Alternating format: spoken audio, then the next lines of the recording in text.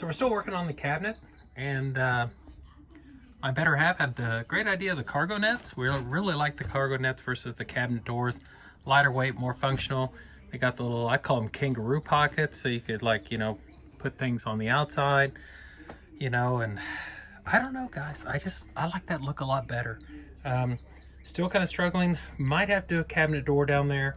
Want access or accessibility. I know those things are notorious for going out, so they're only like $100. I don't know how many uses we're going to get out of them, and depends on the life it has, I guess.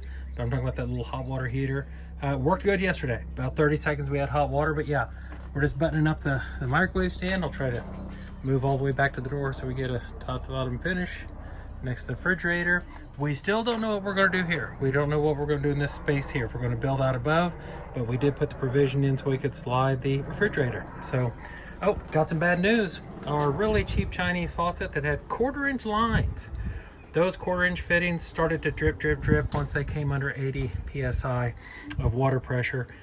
Didn't leak right off the bat, so we had to send that back. Amazon took it back, and we're going to get another one. And these have, it's basically the same looking faucet, except it'll have 3/8-inch water lines with compression fittings, hopefully that you can tighten them down and they won't leak. Going with the Chinese diesel heater, 5 kilowatt. This is one of our final projects. What do we have left? Well, we got to put in our bamboo slats across the scorvas here, but we want to make sure we install the Chinese diesel heater first. The directions on these things are absolutely atrocious, so get yourself a good YouTube video to watch somebody else do it. We're going to be putting in our diesel tank over here. The fuel line will actually run underneath. Like I said, you are going to have to drill that 4-inch hole.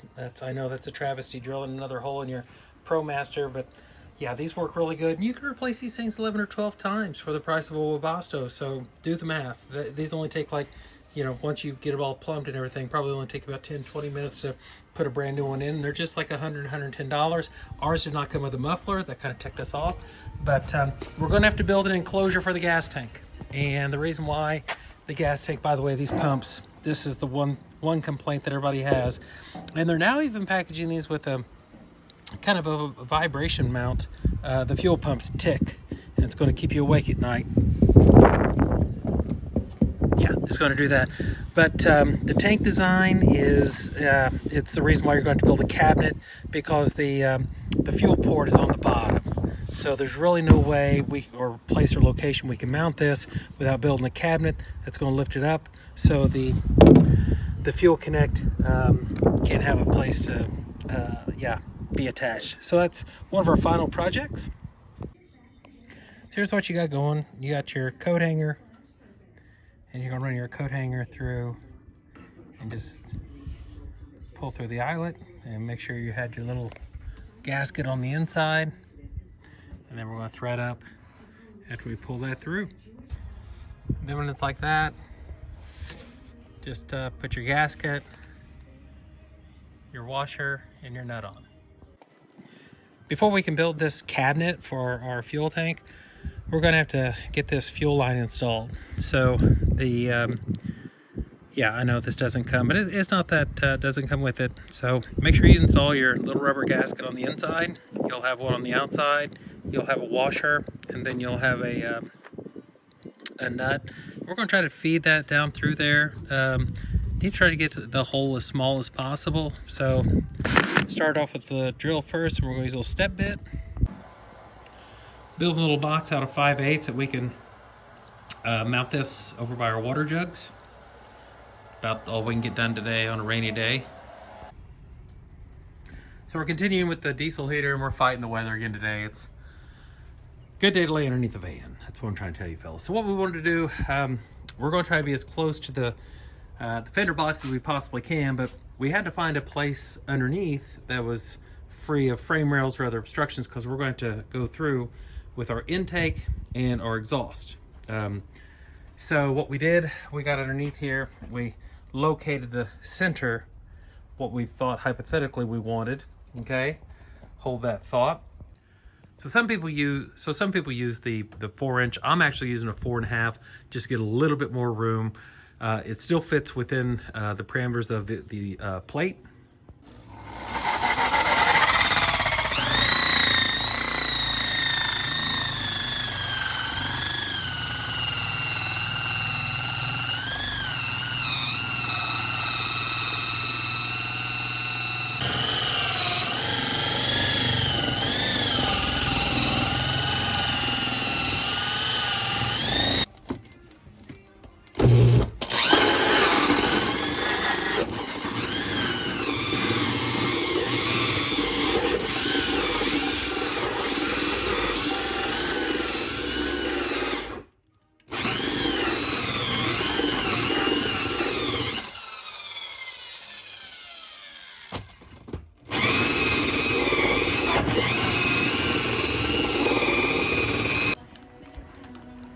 So after you get your hole drilled, everything all cleaned up and everything, get under there with the Rust-Oleum and get all your exposed metal, any metal that, you know, lost its protection.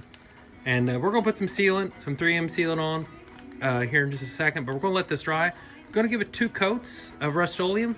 Just put yourself a cardboard box or something on top of your hole there and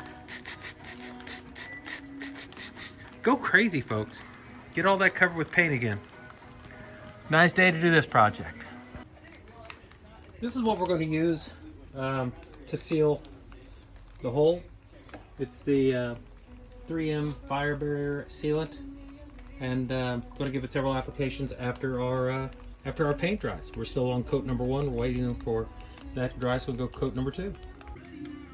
It's after the second coat. Just make sure you get all your metal edges covered up. Okay, so that's just like I don't know, cake icing, only a lot. Yeah, I wish I had some of those fancy plastic gloves everybody buys.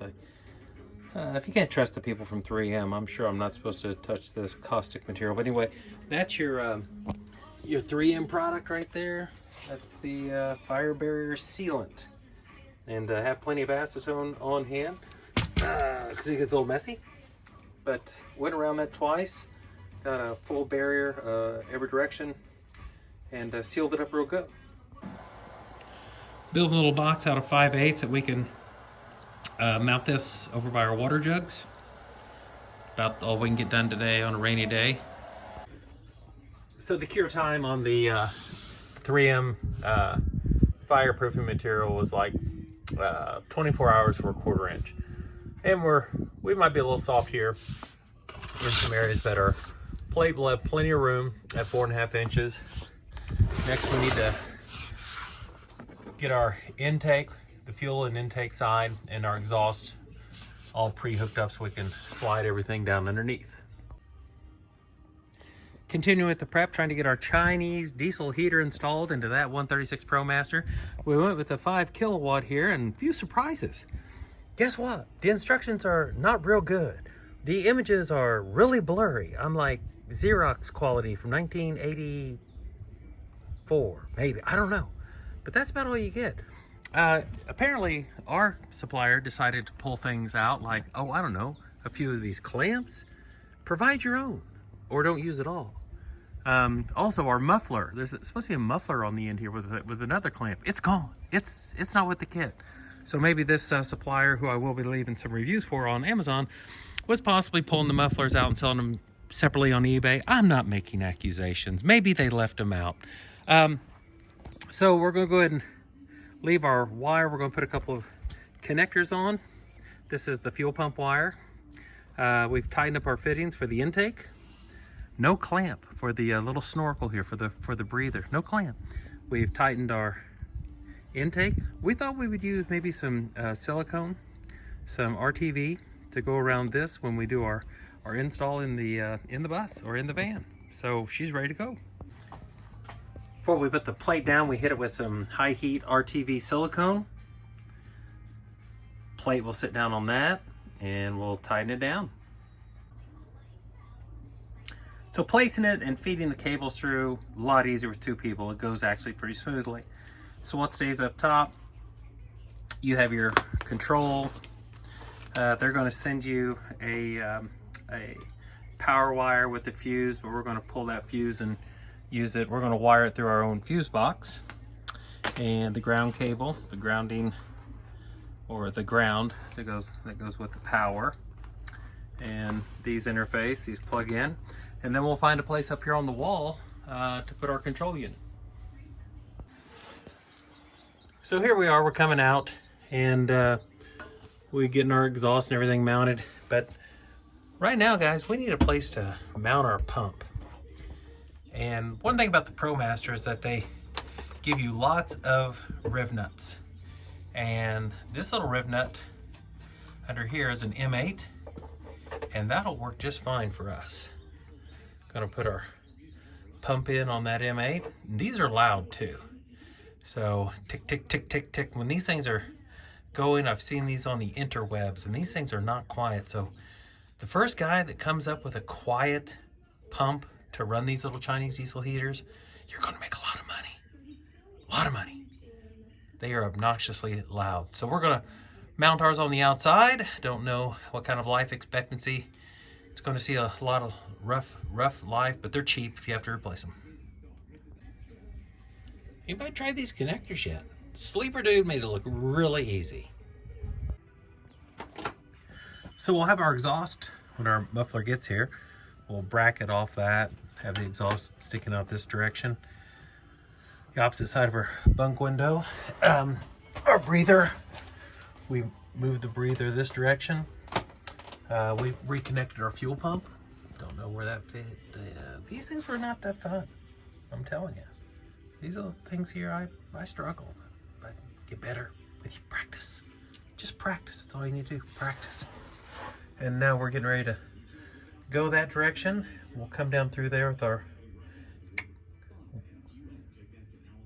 fuel line from our diesel tank up above, and use some zip ties and just connect and run it along there and have some fuel and get ready for a test. So we're located where we want to be with the fuel line. We're going to set our fuel tank right here in its little bracket that we built.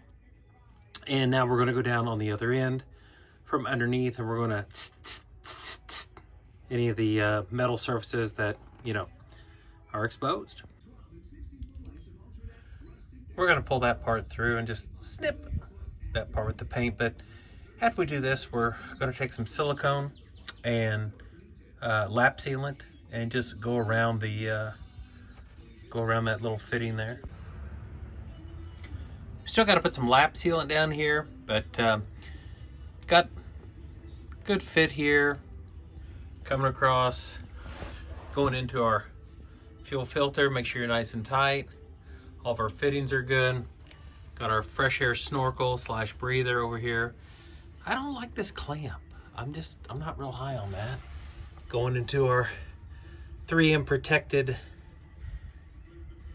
point of entry.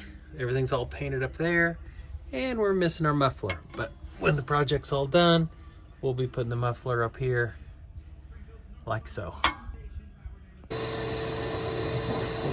So I had a little black butyl tape left over, and I just kind of molded it and shaped it and formed it into a little butyl tape grommet. It's a good look at what we got going all the way across to our fuel filter. Make sure all of our fittings were tight. Wired up our pump, got our snorkel, intake, exhaust. Some people build a box over these. We're thinking about boxing it. Most of our storage in our garage is going to be in tubs, like the storage tubs. We probably won't have too many things flying around loose. We're all wired up. It's probably the last thing we're going to wire up, I think. I'll show you where we put our controller. We had a spot right here on the Scorva, right next to our microwave, that we can see pretty easy. Yeah, we're just going to fill it up with some diesel and get a test. So this process takes about 5 minutes. We're doing the manual fuel filling, which is basically purging the system. We went to the gas station, filled up our tank. We didn't actually fill it up. But we're letting the air bubbles. You can hear the pump ticking away, and it's kind of slowing down a little bit. You can see the air bubbles working their way out of the line. That's what we're waiting on.